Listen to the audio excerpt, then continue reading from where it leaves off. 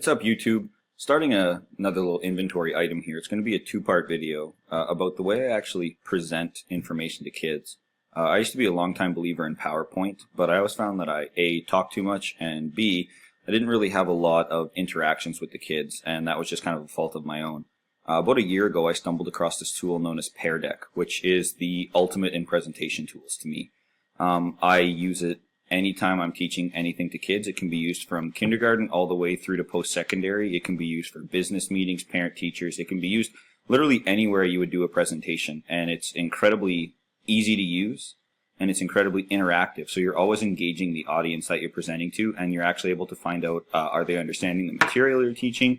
They can give live feedback and all kinds of other great features. So I want to go ahead and give a little tutorial in two parts today. Part one is going to be the actual how does it work? How do you log in, sign up, and create material? And then part two, coming a little bit later, will be actually how does the person viewing the presentation see it in terms of the interactivity of it.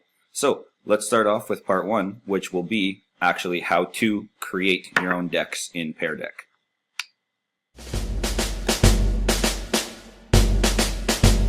Alright, so let's go ahead and open up our browser, and we're going to go to PearDeck.com.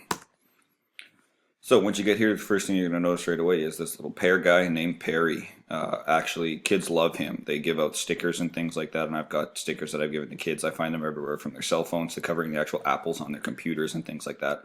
So it's kind of just a neat little thing. One thing to note too is this whole program was created by teachers who realized that there was a significant lack of engagement in schools. So like I said, they've kind of created the ultimate engagement tool. Right on the main website, you sign in with Google. Everything is Google-based, which is phenomenal because many school districts are actually moving towards a Google-based districts now. I know mine is. So when kids sign in, you get all of the information. You can actually push stuff directly to their drive, which I'll get to in a second. You get a little demo here about how it works, and can actually request a live demo to check it out too. Great video to check out if you're interested in. And then they just go ahead and they have some great, whether it's testimonials or whether it's just different ways that they use the program. Then we're going to go up to the top here, and we're going to actually go to teacher login. So when you go to teacher login, mine is going to pop up here. I've got some different accounts here, and I'm going to go to my work account. Now as this loads up, if you're new to this, obviously this will be blank. These are all the different decks that I've created. So here's how this works. What you're going to see is a couple of different things. You're going to see home, sessions, my account, add-ons, and over here you're going to see open or create a new deck. Now let's just start from the beginning. This is your home screen. These are the things that you've created that are ready and accessible for you. You go to sessions. These are things that you have open or sessions that you've already done. So these are all the different kinds of sessions that I've presented over the time. You can see the amount of people that joined in it. A new feature as of recently was the ability to have a rating at the end of it. And then you can actually check out different things over on the side, whether it's statistics on the end, takeaways, looking at different kind of features here. You can go to my account and actually check how it works in terms of billing. This has a $99 a year fee, but everything that you're going to see is actually going to be done for 30 days as a free thing. So right now I'm on the premium account. And then if you go to add-ons, they have some great things here. You can actually integrate this fully with Google Classroom, which allows you to push notifications to students. You can check classroom climate, which actually lets the student tell you their mood when they walk into class, whether it's a happy face, a medium face, or a sad face. And I actually find this is a really effective tool because I know the mood of the kids as I'm about to teach, because sometimes no matter how awesome your lesson is, if the kids are all coming in sad or upset from something, it doesn't matter what you're talking about, their head's going to be in a different space. Then you have the ability of takeaways, which is a phenomenal tool that allows you to actually publish a Google Doc of everything that you completed in your lesson with their feedback and simultaneously with your notes that allow you to then have them, I guess it's called a takeaway, which allows them to take it directly away into their Google Drive and then providing great study or feedback material. So we're going to go back to home, and you're going to want to create a deck. So to create a deck, you do nothing more than hit create a new deck. So when you create a new deck, this would be the equivalent of creating like the PowerPoint presentation. This is the actual presentation itself. Now, for those of you who already are like, well, I've already done everything on PowerPoint or on Google Slides, you can actually import everything directly from it.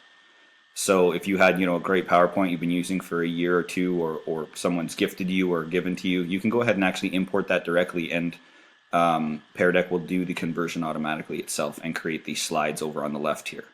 So first thing I'm going to do is I'm going to rename this, and I'm just going to call it I'll call it Demo Deck, and I'll hit rename. This will save itself directly into your Google Drive. There's no need to save. The beautiful part about this is keystroke for keystroke, this will save itself into your Google Drive. So there's no need of missing files, no forgetting a USB stick or presentations. As long as you have an internet connection, you can find any of the material you create. One point of view of importance here is that if you do use PowerPoint, Google Presentation, or PDFs or things like that, and you have animations in any of these things, Pear Deck is going to view it as one full slide. So what's going to happen is computers view things in layers, correct?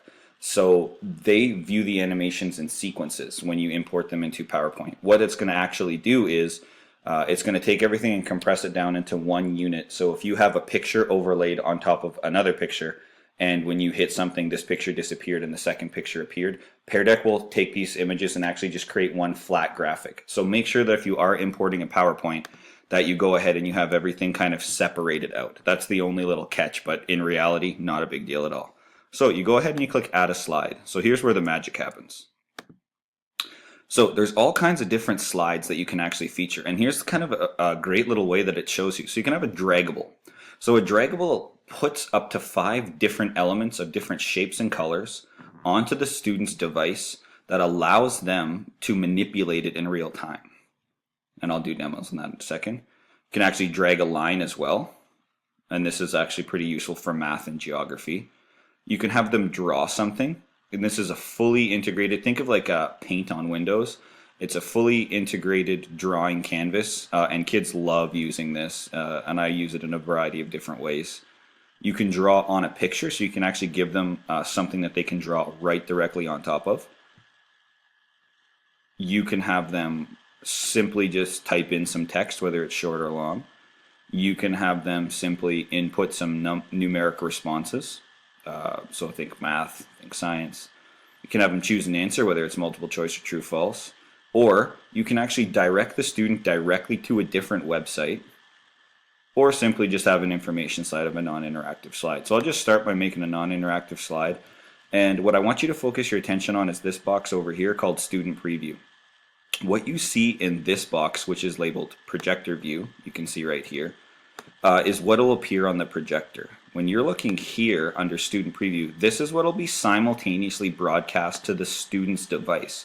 So the really cool part about this is that the student will see this in real time simultaneously with this in real time. So they're no longer just looking at the PowerPoint on the screen. They're looking at it on the screen, and then you can have interactive features, or it just mirrored directly onto their device. So if I write welcome to the demo, you will see that it immediately pops up right here, welcome to the demo. Now, one thing that Pear Deck identifies brilliantly is the fact that we often overload our PowerPoint slides or Google Slides with way too much information. So they force you to be very selective in what you use. You can add one single image into this space. So if you click on Add Image, you can upload it from your computer, you can pull images directly from your Google Drive, or you can Google search it. So I'll just type in dog, because that seems to be what everybody searches on a whim. And I'll grab dog, and then I'll just hit select. And what you'll notice is that it automatically will compress it, and there's the dog. So what the student will see on their device is this, and what I will see demonstrate on the projector is right here. If I didn't want it, I just simply hit the X and it's gone. You can add a block of text. So if you watch again, keystroke for keystroke, it'll mirror over here. And I'll just simply put, thanks for joining me today. I hope you like this video. And then again, you'll see that it's right here. So I didn't want that, go ahead and close it. You can add a bulleted list. I can just call this, I'll just actually call it item 1 and item 2. And you can change the style of the bullet, whether you want a numbered list or not. So again, you're going to see everything's live in real time. You can actually add a YouTube video. So this will, I could go ahead and search for a video. through YouTube here, and I'll just search dog because again, why not? And then I'll just go ahead and I'll click this video and I'll hit select. And then what you'll see is that this is what will pop up on the kid's screen or your audience's screen, and then you'll play the video live on the projector. So it doesn't simultaneously play on their device, which is good because it would destroy bandwidth in schools. So I'll just go ahead and I will just move on to the next slide. So I say welcome to the demo, and I slap a picture here or whatever. So I'm going to add my next slide. So let's go in order right here. So dragging a dot.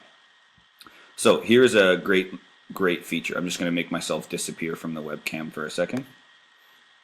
So what you're going to see here right away is that I have a variety of different things here, which are just phenomenal. So I'm just going to say drag your dot to Canada.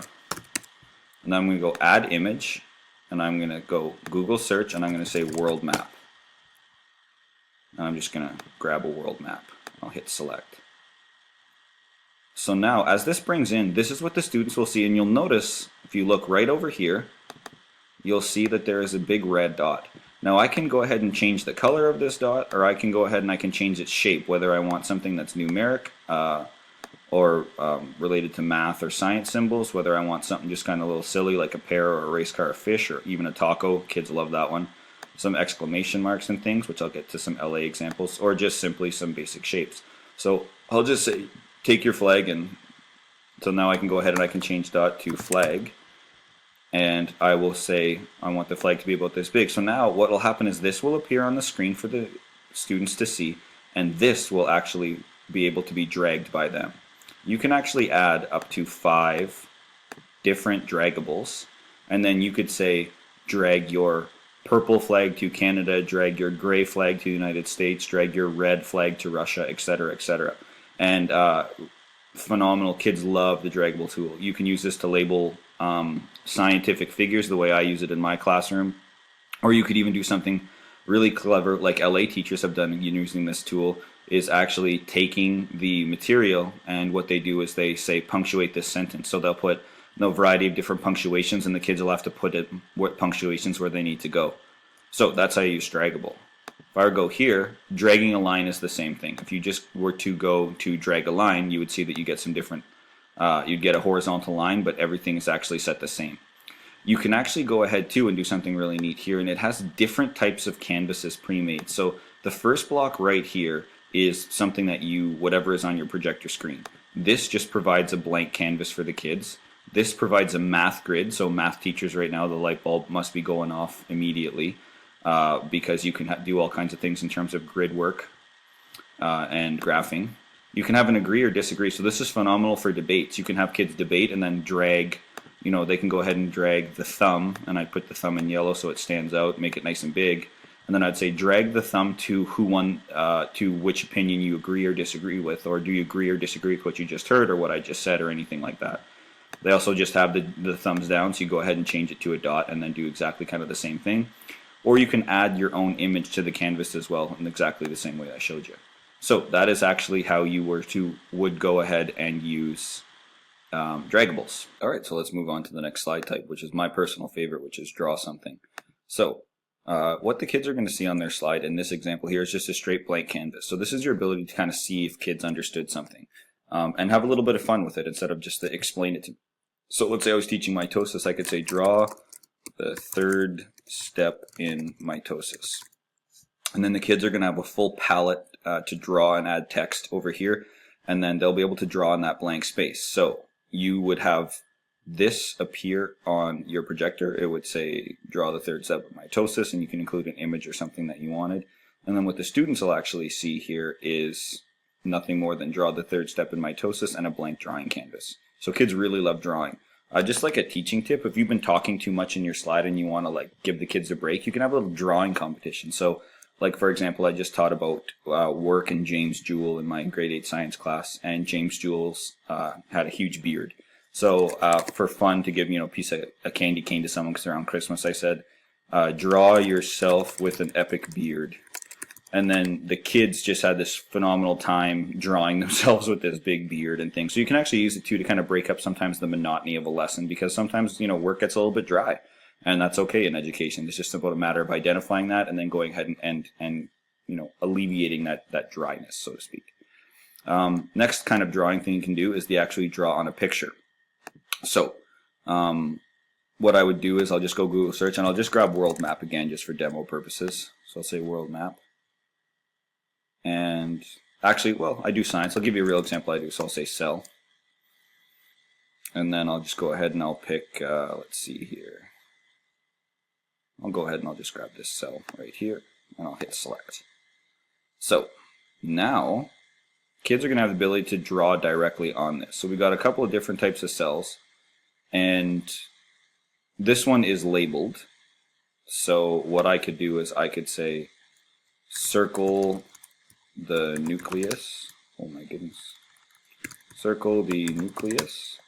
So while this is labeled and not really the best example, let's say you had an unlabeled cell. What you could do is you could have the kids circle the nucleus, which is kind of right here, or you could say where's the mitochondria, or where's the ribosomes, or which one is a plant cell versus an animal cell, or whatever type of things you were using.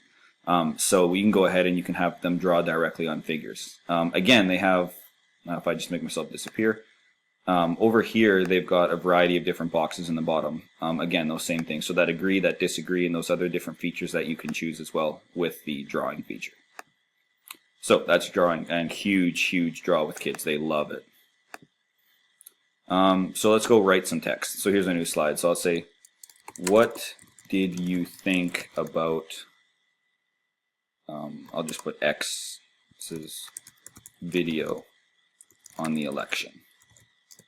So you might have shown them a video on the projector and then cut to this slide where you say, okay, I want you to actually give me your opinion here. You can actually have this too. If I'll just shrink my window again, what you'll see is you can actually have them see this is a nice paragraph, so you can give a really nice detailed opinion. Or if you wanted to, you could just go ahead and give a short opinion. So you could say, what did you think about recess today? And it was too cold, it was too hot, whatever. Not the world's best example, so to speak, but definitely different ways you can use text. So again, you can get that critical thinking, that deeper level thinking, and get it some analysis and things like that. Or you can just straight pose them questions too. And again, you can vary this size of the text box. Then you can go numerically as well. So what is 2 plus 2? And then the kids have the ability to just straight up type in the answer. Now, the cool part you can't see here, and we'll demonstrate it in part 2 of the video, is when the kids submit their responses here, it'll build a number line on your screen when you project their responses, which is something I'll talk about in a second. And as you project their responses, you'll be able to see, let's say this was 1 over here and this was 10. Everything would start popping up, and then as more answers submit, it'll start populating on the number line, and it'll give you a nice good breakdown about where kids are. So let's say someone's writing 5 and everyone's rating 4, then you've got 1 outlier or 2, 3 outliers. So it's actually really handy. I use this a lot when I do calculations in my grade 8 science program. So a very handy slide. And then classic, just review. So what is 2 plus 2? I'll just use that example again just for argument's sake. Now I'm going to go ahead and I'm going to hide myself here, and I'm going to add this as multiple choice. So you can see that underneath it says no answers are configured. Now PearDeck does something phenomenal, which is really smart, is it shows you the type of slide you're doing with the little graphic in the bottom left of the slides over here. But if I were to go ahead and then make another slide, and I'll just add a non-interactive one for argument's sake, and I go here, when I come back, it's immediately going to warn me, hey, you don't have any answers configured. So if I were to start presenting, this wouldn't work for kids. So what you want to do is you want to make sure you get your answers in over here. So I'm going to go ahead and I'm just going to say, 1, 3, 4, I'll add another one, I'll put 5. So this is what the kids will appear on the kids' device. So they'll say, what is 2 plus 2? They select their answer. And then again, you can broadcast their answers onto the screen, which is really handy. And you can add kind of a number of responses, as many as you want. Well, not as many as you want, but you can see you can have quite a bit. So I've got, up to 10 right now. And then if you don't want them, you just simply hit the X's and they all go away. You can you can also set something like true or false. So you can go true or you can go false, and then you can say when I add 2 plus 2, I get 4. And then kids could do simply like a true and false question here as well. So really handy again for review. So those are kind of your basic ask students. Now something that you can do that's really, really handy is actually show students a website. So one thing you have to know is that it's a secure website URL, which is HTTPS. So it's not any kind of website that can go there. But what you want to make sure is they want to make sure you're bringing, kind of good websites that are usable and that kind of have this secured feature. So if you don't know what that is, if you click the question mark, it'll tell you a little breakdown of it right there. So I know that one, for example, that a lot of teachers use is Kahoot. So let's say you did a whole review and then you created a Kahoot review game. You can actually punch in Kahoot and then it'll give you a little preview here about what it should be. So it could say, it looks like the Kahoot can't be embedded, but your students will still get a link. So that means that I'm not using it correctly here. So if I were to go to a website, for example, and I would go to, I know Wikipedia works, so I'll go to Wikipedia, and I'll just go ahead and I'll search cells. If I grab this Wikipedia link and paste that in there, you're going to see that this is what the kids will see. They'll be actually redirected directly to that website link that I pasted here. To go back to my Kahoot example, when you create a game for a Kahoot, it'll give you the correct HTTPS URL. So you can actually embed a Kahoot, or there's all kinds of different other websites that we use regularly. So you can actually direct them right back to it. And the cool part is it just opens a new tab in their browser, and then when you close and move on to your next slide, they're not kicked out of the presentation. So it's a really good way to keep kids kind of on track and give some extras or some kind of deeper resources based on what you're teaching. So really, really cool feature. And of course, like the one I demonstrated before, it's just this is your non-interactive slide. This is your information. So you can go ahead and you would just say, this is important, or whatever else you could say as a teacher. And so you go ahead like this, and then you go to add a text block, and then key point is blank blank blank. Pear Deck is awesome. Blah blah blah. And then what I do actually, because a lot of kids are using Chromebooks or their cell phones in my classroom, is I have them screenshot and then categorize everything in notes. And then this prevents the ability of, I lost my notes and I don't know what I studied. So, and you can do this kind of at any point in time. So the kids actually, I find, they're like, I studied on the bus on the way to school because I didn't have to take out my notebook. I have my phone right on me. So this is actually a really good way too to just have kids keep material nice and handy. So those are all the different features of slides on Pear Deck that you can use. That's how you use them, and that's as simple as it is. You can sometimes too, just while I'm on a slide here, and you might have this kind of brilliant idea, you're like, I don't want to make a new slide. You can actually just click this down arrow here. I'll hide myself. And you can actually just pick right away the different types. So you can go right to draggable like this, and it'll automatically change the slide into a draggable, and then you go ahead and make the adjustments as needed. So now that you're all done with your presentation, you think it's all good and fine. Because it's saving in real time as you do this, and I'll kind of show you if I make myself go away. As I type, you're going to see, if you just kind of look in the bottom right corner here, as I just type, you're going to see that it's constantly saving. So when you're all finished and happy with the way your video is, you just go ahead and you click either, let me just go back, you either hit start presenting, or you go here and you just go ahead and you can rename, make copies, do a variety of different things here, or just simply go back to home.